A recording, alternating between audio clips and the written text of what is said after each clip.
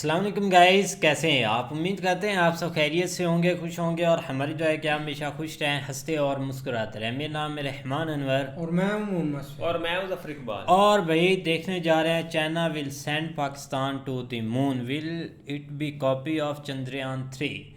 लो भाई, हम आपसे पीछे नहीं रहेंगे किसी भी चीज़ में, तो हम अब जाने लगे हैं चांद पर। बाकी आगे करते वीडियो स्टार्ट और देखते हैं। उससे पहले वीडियो को लाइक, चैनल को सब्सक्राइब ज़रूर कीजिएगा। करते वीडियो स्टार्ट और देखते हैं भाई।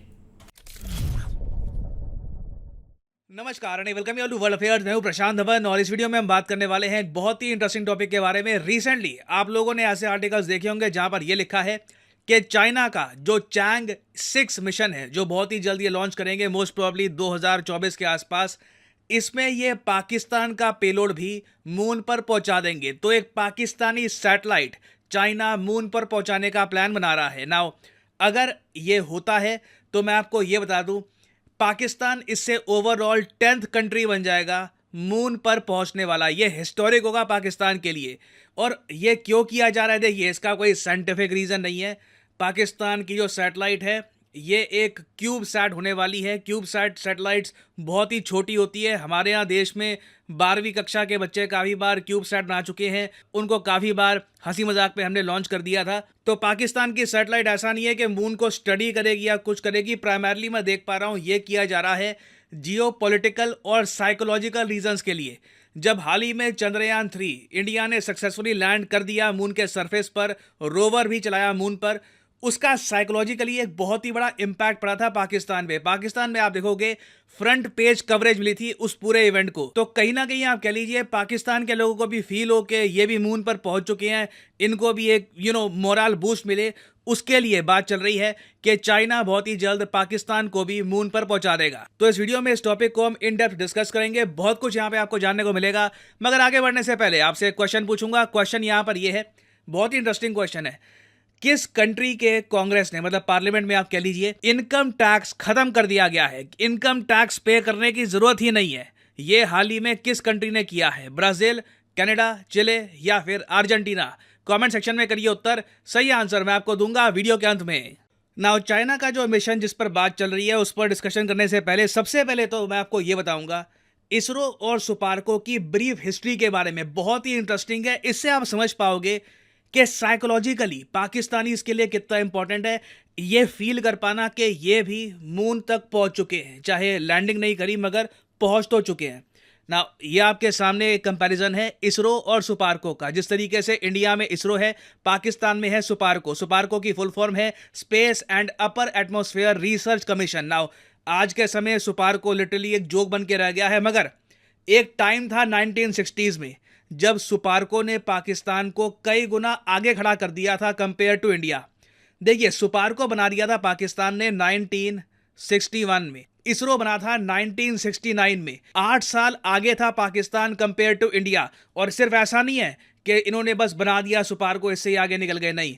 यूएस फंडिंग की वजह से पाकिस्तान ने 1962 में, जून 1962 में इतिहास रचा था जब इन्होंने रहबर 1 नाम का एक रॉकेट टेस्ट लॉन्च किया। यह रॉकेट लॉन्च ऐतिहासिक इसलिए था क्योंकि उस टाइम तक ना इंडिया ना चाइना, जी हां चाइना ने भी एक सक्सेसफुल रॉकेट लॉन्च नहीं किया था। पाकिस्तान एशिया में अगर हम देखें तो तीसरा कंट्री बन गया था आफ्टर जापान और इजराइल जिसने एक रॉकेट लॉन्च किया था। इस टाइम तक अगर हम देखें ना तो पाकिस्तान मीलों आगे निकल चुका था कंपेयर टू इंडिया। अगर ये लोग इसी ट्रैजेक्टरी से आगे बढ़ते ना तो ये कंट्री आज के समय कहीं और ही होता। और ऐसा नहीं है कि इनिशियली इनके पास लीडरशिप की कमी थी। जो सुपार्को के चेयरमैन थे इनिशियली, ये थे अब्दुल सलाम, एशिया के आप कह सकते हैं one of the greatest scientist. ये अकेले पाकिस्तानी हैं जिन्हें नोबेल प्राइज मिला था in physics in the year 1979। हालांकि सुपार्को के साथ एंड में गड़बड़ ये हो गई, पहली बात रिलीजियस फंडामेंटलिज्म।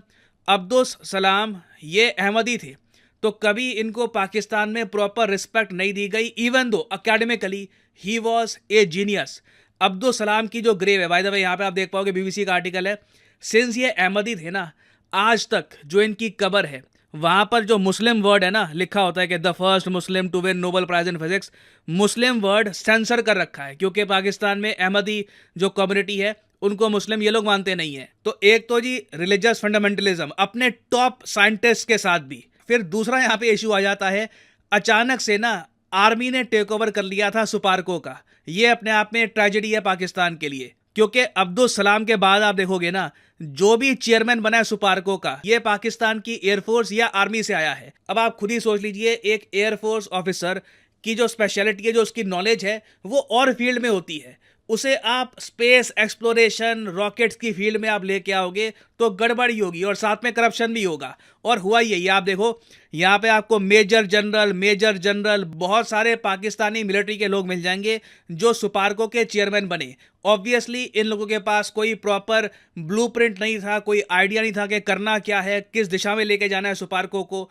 और इवेंचुअली इवन दो सुपार्को को स्टार्टिंग बहुत अच्छी मिली थी, ये जो इन्होंने गड़बड़ करी थी उसकी वजह से सुपार्को बहुत पीछे रह गया। हालांकि आप एक आर्ग्यूमेंट ये भी दे सकते हो कि इवेंचुअली इंडियन इकोनॉमी ने इतना ग्रो किया कि इसरो के पास ज़्यादा फंड्स आने ही थे, तो इसरो इवेंचुअली सुपार्को के आगे निकल ही जाता। बट मैं आपको ये बता दूं, अगर पाकिस्तान में रिलीजियस फंडामेंटलिज्म इतना ज़्यादा ना होता, इनकी मिलिट्री सुपार्को का टेक ओवर ना कर लेती, तो आज जो हाल है पाकिस्तान का in terms of space exploration, space technology, इतना बुरा हाल इनका ना होता। नाउ अब हम आते हैं चाइनीज मिशन पर। ये आपके सामने जो इमेज है, ये है चांग ई की। ये बेसिकली चाइनीज मैथोलॉजी में, चाइनीज कल्चर में माना जाता है कि गॉडेस है मून की, तो इन्हीं के नाम पे रखा है चाइना ने अपने मून मिशंस को।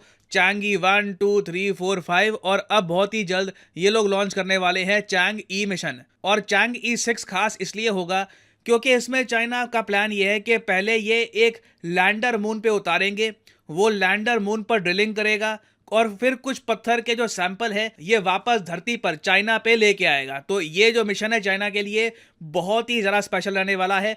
और कई कंट्रीज हैं, उनके पेलोड मतलब उनका छोटा सा कोई इक्विपमेंट, टेस्टिंग इक्विपमेंट, एक्सपेरिमेंट के लिए जो इक्विपमेंट है, ये चाइना अपने पूरे मिशन पे ऐड कर रहा है। जैसे कि यूरोपियन स्पेस एजेंसी का एक इक्विपमेंट है, उसके अलावा कई यूरोपियन कंट्रीज हैं, उनके इक्विपमेंट ऐड कर रहा है। इसी के साथ साथ चाइना के साइंटिस्ट ने पाकिस्तान को ये भी कहा कि एक क्यूब सैट बना दोगे, छोटी सी सैटेलाइट, वो हम तुम्हारे लिए मून पर ले जाएंगे। हालांकि वो सैटेलाइट कुछ करेगी नहीं, मगर इस लिस्ट में तुम्हारा नाम आ जाएगा। ये लिस्ट यहाँ पे आप देख पाओगे, countries that have been to the moon. अब इधर आप नोटिस करोगे, नंबर 1 पे यूएस आपको मिलेगा 42 टाइम्स। यूएस कुछ ना कुछ मून पर भेज चुका है। अगेन इस लिस्ट में हम ना सिर्फ लैंडर, हम ऑर्बिटर, सेमी सक्सेसफुल मिशन जो हुए हैं उनको भी हम काउंट कर रहे हैं, ठीक है। तो 1, 2, 3, 4, 5, 6, 7, 8, 9 कंट्रीज टोटल आप कह लीजिए, अगर आप यूरोपियन यूनियन को भी काउंट करते हैं, 9 स्पेस एजेंसीज मून पर पहुंच चुकी हैं। इसमें इजराइल का जो बैरशीत मिशन है उसको हम काउंट नहीं कर रहे क्योंकि उसने बिल्कुल मून पर एक क्रैश लैंडिंग कर दी थी, तो that is not being counted. तो अगर चाइना का जो ये चांग ई मिशन है सक्सेसफुल हो जाता है और एक छोटी सी सैटेलाइट जो पाकिस्तान मेड सैटेलाइट होगी, ये मून को ऑर्बिट करना स्टार्ट कर देती है या फिर मून के करीबी पहुंच जाती है, तो टेक्निकली आप कह लीजिए पाकिस्तान का नाम यहाँ पे आ जाएगा। अब यहाँ पे आप कहोगे मगर ये कितना अनफेयर है कि एक तरफ इंडिया जैसा कंट्री जो खुद अपना रॉकेट यूज करता है लॉन्च करने के लिए और ऑर्बिटर भेजता है मून पर, उसी लिस्ट में पाकिस्तान को शामिल कर देंगे। देखिए, इसको लेकर कई आपको लिस्ट मिल जाएंगी। कुछ लिस्ट में स्पेसिफिकली मेंशन्ड होगा कि इन कंट्रीज ने खुद अपने दम पर एक ऑर्बिटर या लैंडर मून पर भेजा है, मगर यूजुअली जो लिस्ट निकाली जाती है उसमें हम उन कंट्रीज को भी काउंट कर लेते हैं जो किसी और के रॉकेट पे अपना पेलोड भेजते हैं और मून पर पहुंच जाते हैं। फॉर एग्जांपल इस लिस्ट में आप देख पाओगे लक्समबर्ग आपको दिख जाएगा, छोटा सा देश है यूरोप में, इसकी जो कैपिटल है ये भी लक्समबर्ग है। उसके अलावा साउथ कोरिया, इटली, इनके पास खुद के रॉकेट नहीं है, कोई खुद ये रॉकेट लॉन्च नहीं कर सकते। या तो ये यूएस के रॉकेट पर या चाइना के रॉकेट पर अपना पेलोड मून पर पहुंचा चुके हैं, इसलिए इनका नाम यहाँ पे आपको दिख जाएगा। तो पॉसिबिलिटी है 2024 में चाइना पाकिस्तान का नाम भी यहाँ पर ऐड कर दे। तो अब आप यहाँ पर समझ गए होंगे कि ये बेसिकली एक मोरल बूस्ट होगा फॉर पाकिस्तानीज, और कहीं ना कहीं एक कंट्री को ये चाहिए भी होता है। हाँ, ये अब अलग बात है, मान लो ये मिशन फेल कर गया, चाइना अनसक्सेसफुल रहा, तो उस केस में आप कह लो एक बहुत बड़ा डीमोरलाइजिंग इफेक्ट भी आ सकता है। तो ये टॉपिक काफ़ी न्यूज़ में रहेगा। मोस्ट प्रॉब्ली 2024 के आसपास इस टॉपिक से रिलेटेड और बहुत सारी वीडियोस मैं आपके लिए लेके आऊँगा। नाउ फाइनली वापस आते हैं क्वेश्चन की तरफ कि हाल ही में किस कंट्री के कांग्रेस ने ये कहा है कि इनकम टैक्स अब खत्म, इनकम टैक्स पे करने की जरूरत ही नहीं है। तो सही उत्तर यहाँ पे है option D, Argentina. Argentina economically बहुत ज़्यादा स्ट्रगल कर रहा है और इनकम टैक्स खत्म करके ये लोग ये कोशिश कर रहे हैं कि बाहर से जो मिलेनियर्स हैं, बाकी कंट्री से जो मिलेनियर्स हैं, ये अर्जेंटीना में आ जाए, निवेश करें और इनको टॉफी दी जाएगी कि टैक्स पे करने की कोई भी आवश्यकता नहीं होगी। और अनअकैडमी के प्लेटफॉर्म सही बात है, ऐसा भी करना चाहिए। लेकिन सही बात है भाई, अगर देखा जाए तो एक पाकिस्तान तो पीछे नहीं रह सकता भाई। जब से इन्होंने इंडिया का देखा है तब काफ़ी ज़्यादा आपने न्यूज़ सुनी होगी, इधर से हर दूसरा पाकिस्तानी, तीसरा पाकिस्तानी दिल पे ले गया था। उनको यही दिन ब दिन ये चीज़ खाती जा रही थी अंदर से कि ये देख ले कि इंडिया तो चला गया है और हम यहाँ पर चूरन क्या खिलाएं अपनी आवाम को। सबसे बड़ा पॉइंट ये है भाई, जब तक कोई चूरन नहीं होगा तब तक कोई चीज़ें चलेंगी नहीं। अब देख ले कि शी जिनपिंग वो जा रहा है तो उसने ये बोला है कि साथ को अपने जो हैं साथी सुथी इनको भी साथ मिला लेते हैं।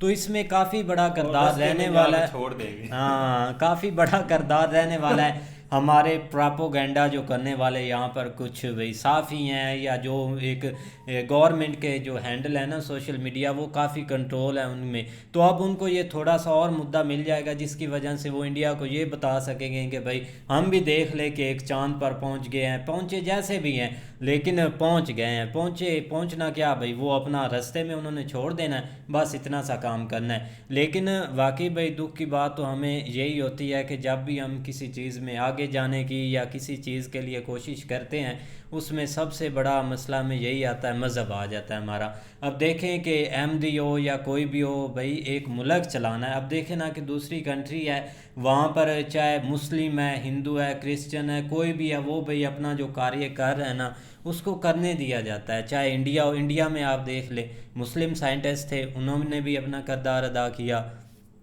और हिंदू ने भी किया, तो उसमें तो भाई कोई प्रॉब्लम नहीं आई। लेकिन इधर कोई भी मसला आ जाता है ना, लो भी इस हिंदू को क्यों आपने ये जगह दे दी, इधर से आ जाते हैं अहमदी आ जाते हैं। सबसे ज़्यादा भाई ये अहमदियों के पीछे लगे होते हैं, उनको इबादत नहीं करने देनी सही से, कभी वो बोल देते हैं उन पर कोई ब्लेम लगा देते हैं, कभी कोई। अब सबसे बड़ा ये मिशन था, तब आप देख लेना इंडिया ना चाइना, उससे पहले सबसे पहले उन्होंने भाई करके दिखाया था। लेकिन फिर भी उनके देखे के ऊपर, नाम के ऊपर इन्होंने मिटा दिया कि यहाँ पर मुस्लिम क्यों लिखा है। ऐसे इनके माइंड वॉश किए जाते हैं और मुझे नहीं लगता कि भाई ये आगे चल सकते हैं ऐसी चीज़ें या कुछ कर सकते हैं। और अब स्पार्को का देखा जाए तो बिल्कुल बेड़े गर्क हुआ पे ना, कोई भाई उन्होंने बजट अपना ले जा रहे हैं लेकिन कोई कार्य करके नहीं दिखा रहे, जिसकी वजह से दुख भी होता है। लेकिन खैर जो होता है भाई बेहतरी के लिए होता है, क्या करें फिर, यही है आखिर पर बचता नहीं प्लान तो भाई अच्छा है अगर कर लें, क्योंकि अब ये होती है एक बंदे की ना बन जाती है कि यार एक मतलब कि दूसरी कंट्री तो आगे जा रही हैं लेकिन हम इधर पीछे क्यों खड़े हैं। तो एक इसमें दो रीज़न आ जाते हैं। अब जब एक जेलसी फील करते हैं ना दूसरी कंट्री से कि यार मैं वो मतलब कि एक हर चीज़ से बेहतर है, मैं पीछे क्यों रहा हूँ, वो जेलसी ऐसे फील करते हैं कि वो आपको एक मतलब कि रोज़गार देते हैं, वो एक मेहनत करते हैं कि हमने भी ये चीज़ें कर दिखानी है, हम भी इस चीज़ पर ज़रूर पहुँचेंगे, क्योंकि हमारा एक लक्ष्य होता है, एक टारगेट बना लेते हैं। लेकिन जब बंदा जेलसी फील करता है तब कुछ ना कुछ बन जाता है। इनको जेलसी फील होती नहीं है, ये बात आपने गलत की है। अगर इनको जेलसी फील होती तो ये कुछ ना कुछ कर लेते, दूसरों के मतलब कि एक चाइना को ना बोलते या किसी और कंट्री को ना बोलते कि हमने जाना है। क्योंकि जेलसी जिन्होंने फील करनी है, जो ऊपर बैठे हैं, उनको आपसे कोई लेना देना नहीं है। आप तो ऐसे कीड़े मकोड़े हैं, चाहे को मरे चाहे जो खपे, चाहे कोई दूसरा कंट्री चांद पर जाए या एक टेक्नोलॉजी पर तरक्की करे, उनको क्यों नहीं है, क्योंकि उनका एक टारगेट है, उन्होंने पैसा कमाना है। चाहे जिस तरीके से उनको एक पैसे मिले या डॉलर मिले, उनको किसी चीज़ से नहीं एक मतलब के लालच के वो एक कंट्री है वो ठीक जा रही है, उन्होंने एक मतलब के एक चांद पर कदम रखा है, लिहाजा हम भी कुछ एक मतलब के करें तरक्की या ऐसी चीज़ें करें, उससे उनको कोई एक लेना देना नहीं है। जो इधर बंदे काम करते भी हैं वो उनको भी भगा देते हैं कि आप कौन होते हैं इस मुल्क में काम करने वाले, जाए जाकर कोई धंधा है तो वो करें। यही चीज़ें बताई जाती है, ऐसे ही है। लेकिन ये ना हो कि जब वो उसमें से वो रोवर निकले, उसमें से आगे जो है ना वो उसके ऊपर वो ना हो, कटोरा चटोरा ना हो।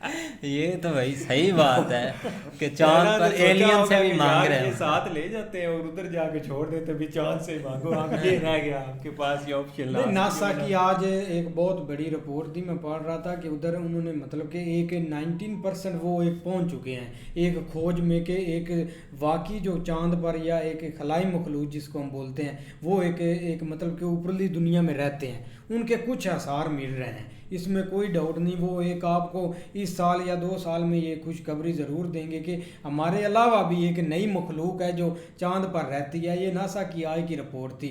शायद इन्होंने ये सोचा होगा कि उनके पास एक माल दौलत और शर्फ ना हो, हम पहले से ही उधर कदम रख लें, बाद में ये ना कोई कंट्री उनको खुद तो जा नहीं सकते, लेकिन हाँ। ये कंट्री गलत चूज किया है इन्होंने यार। एलियन भी इनसे भाग जाना है कि ये हमसे बड़े शैतान इधर को भाग गए हैं। यार यकीन करो, आप इस सतह की यहाँ पे जो है ना वो मतलब आप गुर्बत समझ लें या आप जो है ना वो हालात ख़राब देख लें कि यहाँ पे जो फ़कीर है ना, जो मांगने वाले हैं, वो भी वीज़ा लगवा के बाहर जा रहे हैं।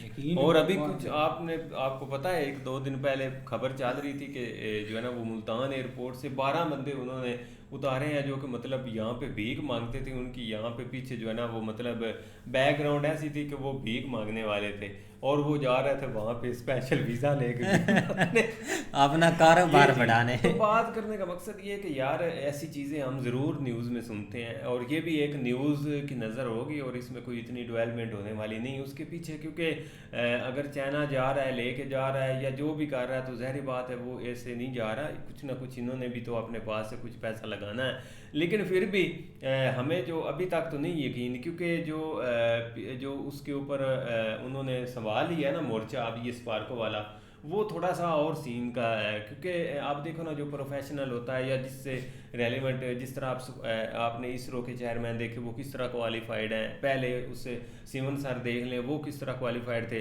तो इस तरह की चीज़ें हो तो फिर एक आइडिया क्रिएट होते हैं, वो आगे जो है ना वो मतलब प्लान करते हैं कि हमने क्या करना, क्या क्या चीज़ें जो है ना वो हमारे लिए इम्पोर्टेंट है जो इस अदारे को बेहतरी की तरफ लेके जा सकती हैं। लेकिन अनफॉर्चुनेटली जब सरबराह एक इरेलीवेंट डिपार्टमेंट से इसके ऊपर आएगा किसी भी डिपार्टमेंट में, तो उसका जो है ना वो नुकसान ही होगा। आप देख लो कि अब एक जो है ना हमने तकरीबन हर शोबे के ऊपर जो है ना वो कोशिश की है एक पॉलिटिकल जो है ना वो विंग बिठाने की, जिसकी वजह से आज हमारा हाल ये है कि हम किसी भी डिपार्टमेंट में नहीं आगे जा रहे हैं। तो अगर अब डॉक्टर अब्दुल सलाम साहब के ऊपर आए तो यकीन करें वो एक वाकई सुनहरी दौर था। जब भी मतलब उस साइड के ऊपर देखते हैं तो एक अजीब सी फीलिंग आती है कि यार देख लो किस तरह ये असल में ना ये जरासीम उस वक्त ही इंटर हुआ है, जैसे ये मतलब उन्होंने देखा या यहाँ से जो मतलब हमारे एक मुल्ला हजरात उन्होंने एक सेंटिमेंट क्रिएट किया कि ये देख लो कि भाई एक अहमदी जो है ना वो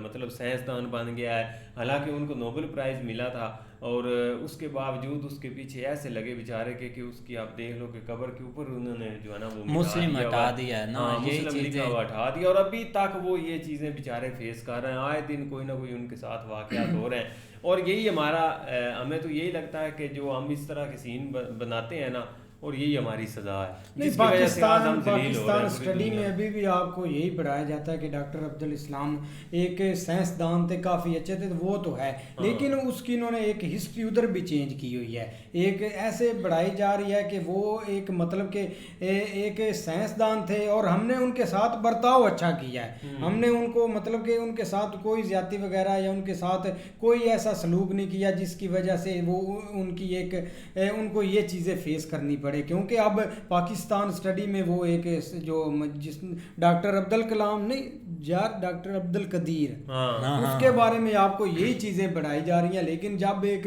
रियलिटी में आते हैं तो भाई आगे से वो बेचारा रोते रोते आता है कि भाई इन्होंने मेरी बेटी को भी ऐसे एक मतलब कि जेल में डाला, मुझे भी एक नज़र बंद किया हर चीज़ की, लेकिन इधर बंदे की कदर नहीं है। आप देखो ना एक जिस शोबे में एक मेजर जुड़ जाए ना साथ तो समझो उसका बेड़ा गर्क ही हो जाता है। अब दूसरी कंट्री इसलिए भाई एक मतलब कि आगे चली जाती है, वो एक रिलीजन को अंदर नहीं डालते। अब आप ये यूरोप पूरा फिर लें, उनमें कोई एक रिलीजन का एक कीड़ा नहीं है। अब मतलब कि इंडियंस बड़े बड़े सीईओ बैठे हैं कंपनियों पर, अब क्या उनके अंदर रिलीजन का कीड़ा हो तो यार वो ये बोले कि यार ये तो एक इंडिया से बंदा है, हम इसको क्यों बनाए, तो उस कंट्री का बेड़ा गर्क।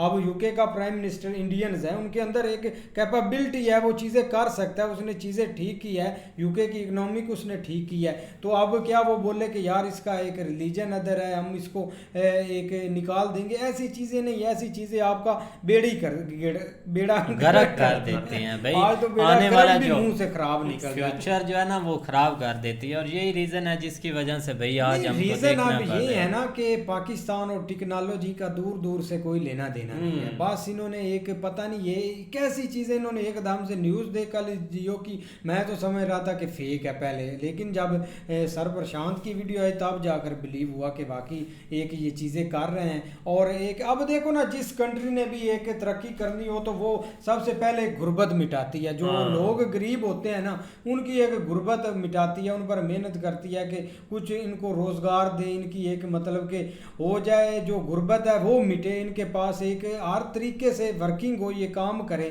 लेकिन वो इधर नहीं है, लोग बेचारे आटे के लिए मजबूर हैं, बेचारे एक बिल नहीं इनसे पे हो रहा है, ऊपर से पेट्रोल है, और जो एक डेली रूटीन की चीज़ें हैं जो फेस करता है हर एक बंदा, वो इनसे नहीं हो रही। अब चाइना ने भी तरक्की की थी तब उन्होंने पहले अपनी गुर्बत मिटाई थी, और उन्होंने कोई हर काम कंट्री यार यही ये जस्ट करती है, अपनी जिधर गाल भी जो है जाओ। ना वो लाल करने वाली बात है, और कोई इतना मतलब बड़ा जो है ना वो अभी तक तो हमें यही लग रहा है। लेकिन अब देखो आने होने वाला ये कोई टाइम में नहीं पता चलता। चलेगा नहीं भाई। होना नहीं ना, लोगों को यकीन नहीं है, बस पता नहीं इन्होंने ये कौन सा एक शोफा छोड़ा है। एक और इनका प्लान होता है, एक होती है ना प्लानिंग, वो इन प्लानिंग में ये मार है। किस कंट्री प्लानिंग को कर किस जाते हैं। तरीके से खींचना है, पैसे खींचने में। ये नहीं कि इनके पास बहुत बड़ा इनका ब्राइटनेस फ्यूचर है वो देखते हैं या उस पर वर्किंग करते हैं, पैसे के लिहाज से एक ब्लास्ट किधर करवाना है, जिधर रश हो, कि एक मौका ताड़ते हैं कि कब एक फेस्टिवल हो, लोग जहाँ पर इकट्ठे होते, जहाँ पर ब्लास्ट करवाना हो, एक प्लानिंग, ऐसी प्लानिंग में मार है।